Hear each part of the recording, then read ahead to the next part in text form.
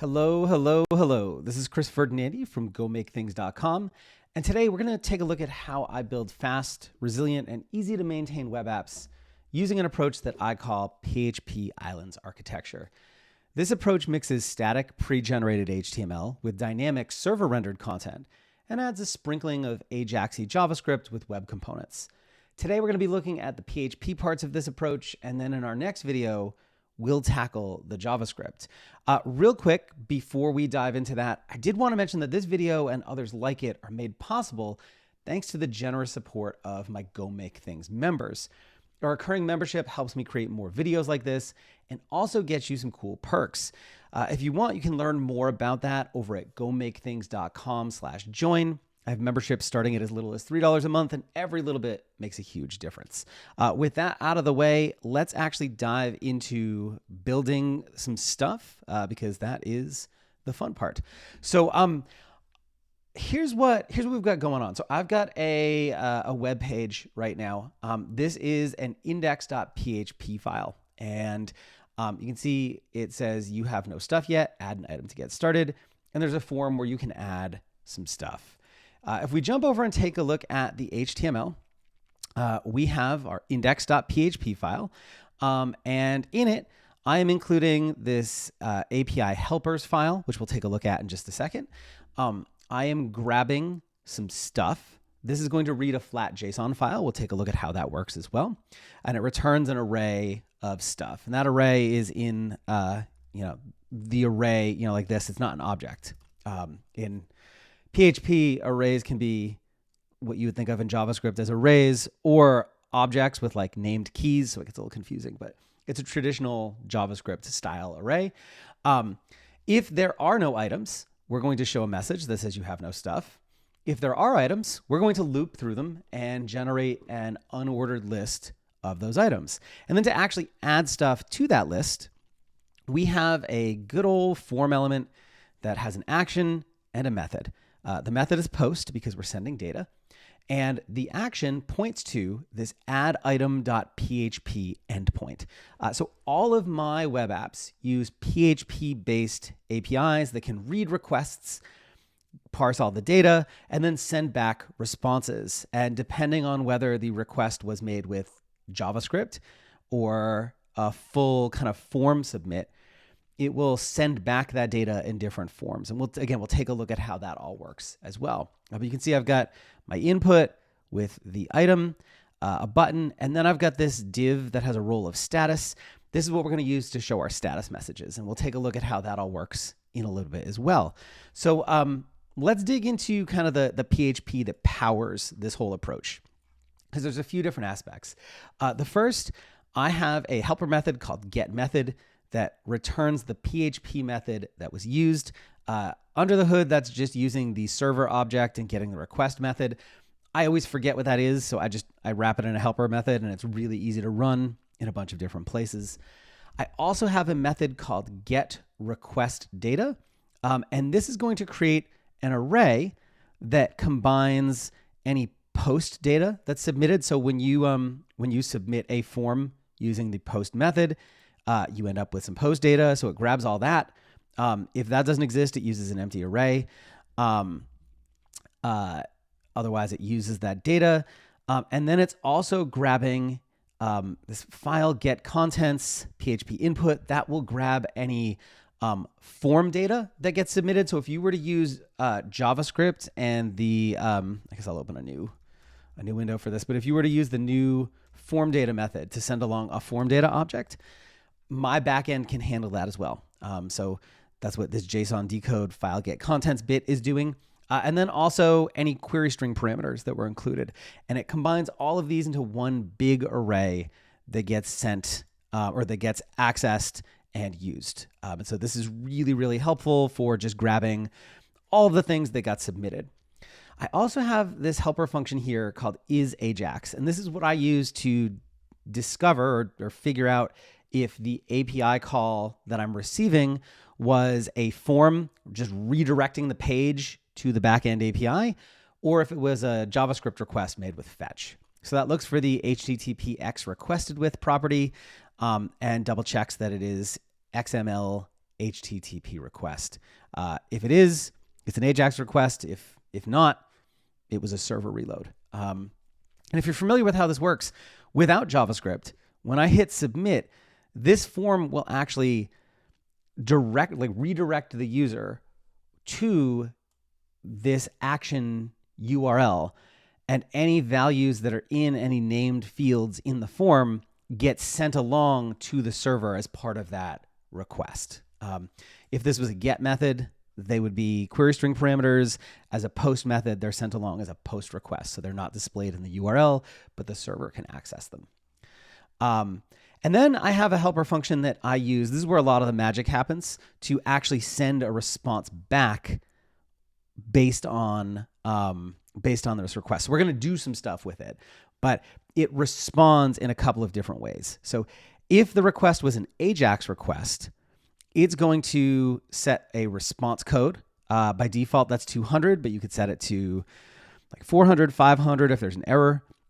And then it returns a JSON encoded version of whatever object you pass in. So it's going to stringify it and then return that. And you can see as arguments here, it accepts the response, and I expect that to be an array.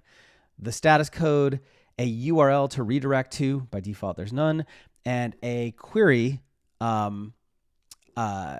This is like a key for a query string parameter. So when you get routed back, you potentially want to be able to display the status message on the page. And with JavaScript, that's really easy, but if you're doing a redirect, it's not always so easy. So by default, it's going to use message as a value for that, and then it will put the response message as a string.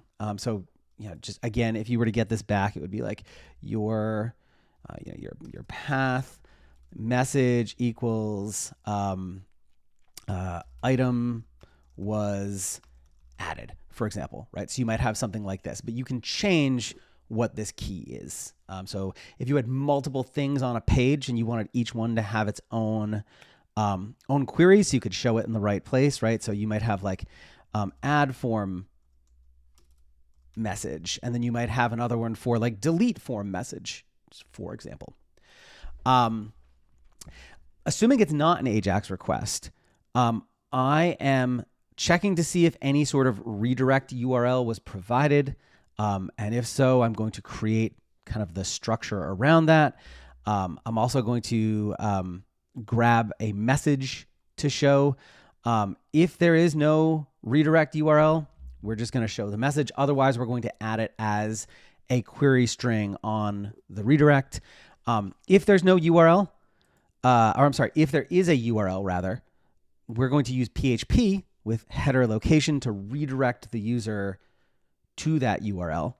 Otherwise, we'll just show our message. So this is a bit of a fallback. So if there's no redirect provided, this will just display whatever message was provided on the page. That way the user's getting something. Sorry, I know that was a lot.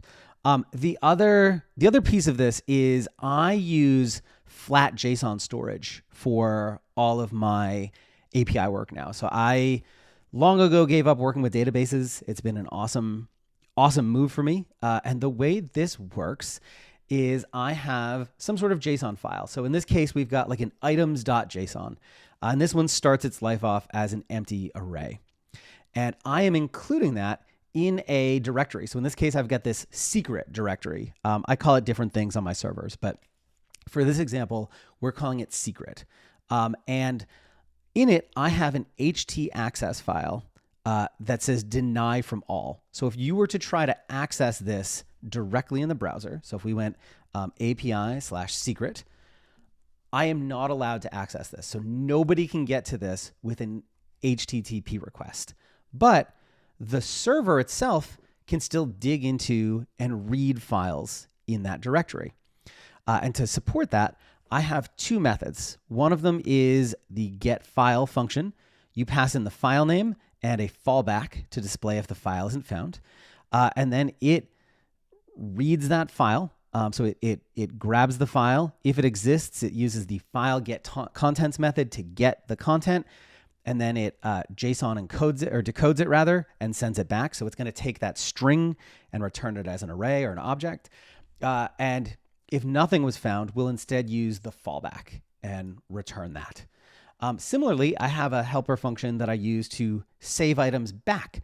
And that works pretty much the same way. You pass in the file name, the content, and then a fallback. The fallback here is kind of redundant. There's not necessarily a need for that. But I am creating the path into secret. And then if there's no content, but there's fallback, I'm going to put that fallback in. Otherwise, I'm going to save the contents. And I do both of these using the file put contents method. If we actually have content, we're going to encode it. So the fallback is like a string already, but we're going to get an array or an object that we need to actually convert into a string to save. So that's what the JSON encode method is doing for us. So those are the big ones. And then the last one here, I have this app specific method here, get user stuff. It's using the get file method to get that items.json file. If it's not found for some reason, we use an empty array, and it will return it. So if we jump back over here, you can see we are grabbing that stuff and then doing some stuff with it. Yeah, so that's how that all kind of comes together. Now let's look at how we actually use these things to build an API. So our form points to this add API or add item.php endpoint. This is where a lot of the magic happens. So if we were to jump over here, for ease, I broke those helper functions into their own file just to make this one a little bit more readable. If you only have one API in your whole app, you could just put it all in one spot. Most of my apps tend to have several APIs. So I have an API to add an item here. In a real world situation, I'd probably have another one to remove the item or edit the item. And so I'd have different files for those. I can import my helpers in each one rather than having to copy paste over and over again. So the way this works, we're going to get the request method using that get method helper.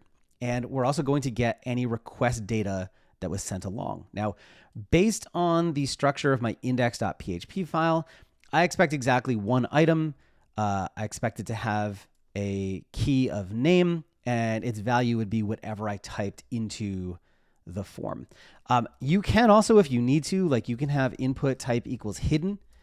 And as long as those have some sort of unique name and a value on them, you can send along a whole bunch of data that's not visible to the user, but is used by the backend API, right? So we're just gonna temp, and this isn't real, right? But so we could do something with this, and we would be able to get it in the backend. The other piece here is I have a redirect URL. So in this case, I'm just pointing back to that home page. This is going to vary from one app to the other. I tend to use htaccess variables for this a lot, or environment variables. So I will, there's a PHP method for that. So like I would get an env, and then I would probably say like, add item URL or something like that. And that's going to give me this URL. But for our purposes, it's hard coded here. The other thing is for this API, we only support the post method. So if the method that was used for the request is not post, we are going to send our first response. So in this case, we're going to use that send response method. We're going to pass in an array with a message that says this method is not supported. It's a 400 HTTP status code because it's an error. It's poorly formatted front end data. And this is the URL we want to redirect users to. So it's literally just going to send them back to where they came. And this is going to be included in the query string parameters. If for some reason we didn't have this redirect, the message would be shown directly in the HTML that gets outputted by this PHP file. Next, we want to make sure that all of the required data is provided. So I want to make sure that an item is included in that data object. If it's not set at all, we have a problem. If it's included, but it's empty, that's also a problem. So if either of these things is true, we're going to send a response with a message that says, please provide an item to add. So if someone tried to submit without the thing. We've got some front end validation going on here, but that's not always bulletproof. So it's good to check on the server as well. Assuming all those things check out, we can, oh, and by the way, when you run send response, everything after that stops running because under the hood, this is using die, the die function. It just stops any additional parsing from happening. The whole rest of the script stops. So assuming we're good though, I am going to use the get file method to get the items.json file with an empty array as a fallback. And then I'm going to add my new item to it. So I'm going to use the PHP method of pushing things to an array to add the request data item property to that array. I'm going to save it back down using set file and pass in items and then that new updated array. And then I can send a response back to the front end. So send response, message, item added to the list. It's got a success code of 200. And now we've got our new, or our redirect URL. So again, we want to send them back to the home page. So let's take a look at this for just a sec. So I'm going to remove required from here just so we can catch some errors in action, right? So we're going to, one last thing. I'm so sorry. So remember I told you it sends back that message query string. So in PHP, we can use the get object to see if there is a message query string parameter. If there is, we're going to actually display it inside our role equals status area. This is where we show status messages. And we'll pass it into the HTML special characters method just to make sure that if there's any weird stuff in there, we're not exposing ourselves to cross-site scripting attacks needlessly. So let's try this. So I'm going to add item. And you can see now my URL has this message equals and then the query string parameter here. So please provide an item to add and success equals false. So if you wanted to show different styles based on whether it was a successful or false response, you can do that as well. Like you might want errors to show up in red, for example. And now this message shows up here in the DOM. So let's go ahead and I'm just going to wipe this query string. All right, let's make this required again, just so I don't forget. All right, so now let's try this again. So we're going to say buy a birthday cake because that sounds awesome. We will hit add, and now you can see item added to the list. It's also what's up here. Success equals true. And now my HTML has updated. And this happened because it did a full page reload on submit. If I jump over here and click back on items.json, you can see there's now an item in here that there wasn't before. Let's do this. This will be fun. Ready? So we'll go. So buy a birthday cake. We are going to eat the birthday cake. Okay. And if I jump over here, you can see the item just kind of shows up in that JSON file. So we have a functional file. So this works, and this works really, really well. What's awesome about this is even if the user doesn't have JavaScript enabled, the whole thing will work, and it'll show status messages and behave as a fully functional app, a very old school app, but a fully functional app. What we want to do to make this feel more modern is add some Ajaxy JavaScript interactions to it. So part of that means that when we submit the form, rather than doing a full reload, we want to call that API, this add items.php, with JavaScript. And when we get our response back, we want to add it to our div role equals status. And then we want to automatically update the content up here, but not reload the whole page. We want to keep the user right where they are. You can imagine on bigger apps where you've got a lot of different pieces, fully reloading the page every time feels kind of clunky. So we can avoid all that without having to do the entire thing with state-based UI. We can we can progressively enhance that. And in my opinion, it's much easier to work with and works a lot nicer and faster for the end user too. So in our next video, we'll take a look at how to handle the Ajax form piece of it. And then in a third video in this series, we'll tackle how to dynamically update any content that relies on that form without having to reload the whole page. So this will probably be a 3-part series. If you have any kind of thoughts, questions, ideas, concerns, whatever, please leave them down in the comments. I'm going to make sure that I add the source code to this to the show notes. And as always, if you like the video, share, subscribe, thumbs up, all that good stuff, because it makes YouTube happy. One last thing I also did want to mention is that I recently decided to stop selling expensive courses that most folks can only afford with a corporate training budget and focus on creating more excellent free content, including YouTube videos like this one. A recurring Go Make Things membership helps me create more videos like this and also gets you some cool perks like access to my private Discord community and my personal collection of courses, guides, and code snippets. There are a range of memberships available. I've got some suggested ones here, but even something as little as $3 a month makes a really big difference and goes a long way in helping me support this channel, grow it, and make more videos like this. You can learn more at gomakethings.com/join. If you do join, by the way, you also get access to my private Discord community, as well as a ton of awesome other resources. Yeah, so that's it. I will see you next week, and thank you so much for watching. Cheers.